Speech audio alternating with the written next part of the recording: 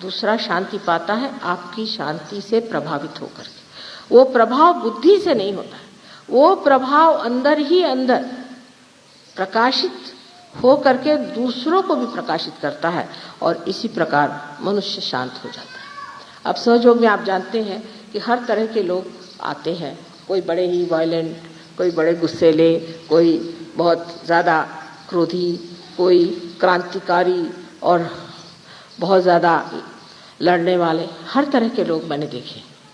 लेकिन सहयोग में आने के बाद धीरे धीरे वो शांत होते जाते हैं। पर इसका मतलब नहीं कि वो डरपोक हो जाते हैं, इसका मतलब ये नहीं कि वो कायरता से भागते हैं, नहीं, एक अपने हिम्मत से खड़े रहते हैं और उनको देख करके बाकी सब शांत हो जाते हैं। एक चीनी कहानी है, बड़ी अच्छी, चीनी कहानियाँ बहुत अच्छी होती है। इसमें से एक कहानी ऐसी है कि वहाँ पर मुर्गे लड़ाए जाते थे पहले। तो एक राजा ने सोचा कि एक बड़ा अच्छा साधु है जिसके पास लोग जाने से बड़े बलवान हो जाते हैं, समर्थ हो जाते हैं। तो उन्होंने वो 2 मुर्गे ले जा करके उनको दे दिए कि इनको आप ट्रेन करिए और जब इनकी लड़ाई होगी तब हम आपसे ले जाएंगे। तो वो मुर्गे उनके पास चले गए। 1 महीने बाद राजा आए, उनका अच्छा दे दीजिए इन मुर्गों को। तो मुर्गे अपने शान से ऐसे खड़े हुए, बस राजा ने उनको उठाया और ले गए और उस प्रांगण में छोड़ दिया जहाँ पर लड़ाई होने वाली थी। सब मुर्गे उसमें घुस गए। अब वो सब मुर्गे आपस में लड़ने लगे, ये अपने दोनों यूं खड़े। सब लड़ते लड़ते उनको देख करके हैरान हुए कि ये तो लड़ते ही नहीं। और जब भी उनके ऊपर वो सोचे कि हम इनको लड़वाएं तो बस यूं ही देखते रहे। सब मुर्गे हार करके चले गए, यही 2 वहां पर खड़े रहे। इस कहानी का आशय यह है कि जब मनुष्य शांति के सागर में पूरी तरह से विद्यमान होता है तो जैसे कमल पुष्प के जैसे उसके सुगंध से लोग सुरभित होकर के शांतमय हो जाते हैं, पूर्णतया उनके अंदर शांति आ जाती है। इससे बढ़ के और क्या शक्ति शांति की हो सकती है। क्षमा की शक्ति भी बहुत ज़बरदस्त है। आप लोग भी क्षमा करना सीखिए। सहयोग में मैं देखती हूँ कि लोग क्षमा बहुत कम करते हैं। क्षमा करना सीखिए। क्षमा किए बगैर तो आप किसी भी तरह से अपने से पार नहीं आ सकते। जैसे कि किसी ने आपको तकलीफ दी, अब आपने उसे क्षमा नहीं किया तो क्या किया? कुछ भी नहीं किया। क्षमा नहीं किया माने क्या किया? कुछ भी नहीं किया। और क्षमा किया माने भी कुछ नहीं किया वैसे देखा जाए तो। पर अगर क्षमा किया कहा तो जो क्षमा न करने से आप दूसरों के हाथों में खेल रहे थे वो सब, उसकी शक्ति ही नष्ट हो जाती है। ये विध्वंस शक्ति नष्ट हो जाती है। पर जो क्षमाशील होते हैं उनकी शक्ति इतनी ज़बरदस्त होती है कि वो जहाँ भी खड़े हो जाएं उनके क्षमा के कारण लोग पुण्यवान हो सकते हैं, उनके अनेक जन्मों के पाप धुल सकते हैं।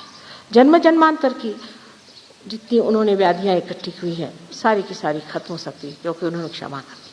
सारे पापों के विमोचन जो होते हैं वो सिर्फ क्षमा शक्ति से होते हैं। हम बहुत बार परमात्मा को कहते हैं कि तुम क्षमा के सागर हो, और ये भी कहते हैं कि तुम पाप के विमोचन, हमारे सब पापों को आप नष्ट कर दीजिए। वो कैसे करते हैं? सिर्फ क्षमा से। एक शब्द क्षमा का कहने से ही, उनके एक नज़र से ही, उस क्षमा की नज़र से ही सारे पाप नष्ट हो जाते हैं।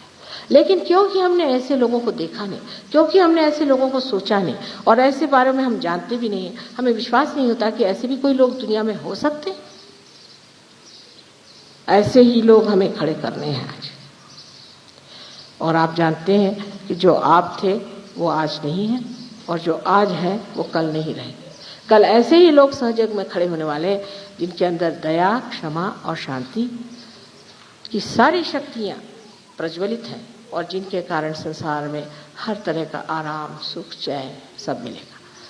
जो कुछ कह गए हैं कि ये मैं करूँगा, वो मैं करूँगा, दुनिया में इतना सुख लाऊंगा, और बहुतों ने कहा है कि संसार सारा सुख से भर जाना चाहिए, मार्क्स ने कहा है, और आपने जाना है कि बहुत से संतों ने कहा हुआ है कि सारा संसार सुखी होना चाहिए। कैसे होगा? एक ही तरीका है, जब मनुष्य अपने उत्थान में कुंडलिनी की जागृति पाएगा तो उसकी मानसिक, बौद्धिक, शारीरिक, सांपत्तिक, इतना ही नहीं पर पूरी तरह से उसकी इस कदर परिवर्तनशील शक्ति हो जाएगी कि वो हर चीज को बदल सकता है, हर चीज को बदल देगा। कोई आफत आई तो उसको बदल देगा, कोई लहर आई तो उसको बदल देगा, कोई पहाड़ आए तो उसको टर सकता है। ये महान शक्ति आपके अंदर कुंडलिनी के द्वारा आ सकती है, क्योंकि आपने अपनी आत्मा को प्राप्त किया। इसलिए इस शक्ति को प्राप्त करने के लिए जो छोटे छोटे नियम सहयोग के हैं उनको करना चाहिए। अपने को पहले माफ करें, अपने को पहले प्रेम करें, अपने गौरव को पहले जानें। जो अपने गौरव को जानता है वो छोटी और ओछी बातें नहीं करता, वो गिरावट की बातें नहीं करता, वो शराब पी करके रास्ते में नहीं गिरता, वो बहकी हुई बातें नहीं करता। उसके अंदर अपना गौरव है और ऐसे गौरवशील लोग आपको होना चाहिए। उसमें कोई भी एक जाति पाति की विशेषता नहीं है, उसमें कोई भी एक स्त्री पुरुष की भी विशेषता नहीं है, कोई भी देश की विशेषता नहीं है। ये हर एक मानव की अपनी विशेषता है जिसको उसे पाना है।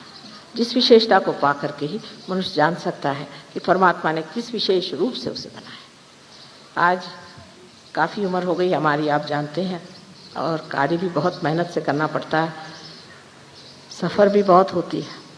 कभी कभी लोग पूछते हैं कि माँ आप इतना कैसे कर लेती हैं। मैं तो सोचती हूँ कि मैं कुछ करती नहीं, सिर्फ प्यार करती हूँ। और प्यार की शक्ति ऐसी है कि कुछ महसूस ही नहीं होने देती। अब यहाँ पर सब लोगों को देख करके इतना आनंद आ रहा है। अब यहाँ से जाऊँगी कलकत्ते में, वहाँ देख करके इतना आनंद आएगा, इतना प्यार सारे संसार के लोगों से इतना प्यार मिलता है। उस प्यार को पाने के लिए कितना भी कुछ दुख उठाना पड़े वो दिखाई ही नहीं देता मुझे। कौन सा दुख है, कौन सी तकलीफ है, कौन सी परेशानी, कुछ नहीं। ये सबसे बड़ा उपहार सहयोग ने मुझे दिया हुआ है। आप लोग भी इसे प्राप्त करें और उसके आनंद में मग्न रहें, यही मैं आपको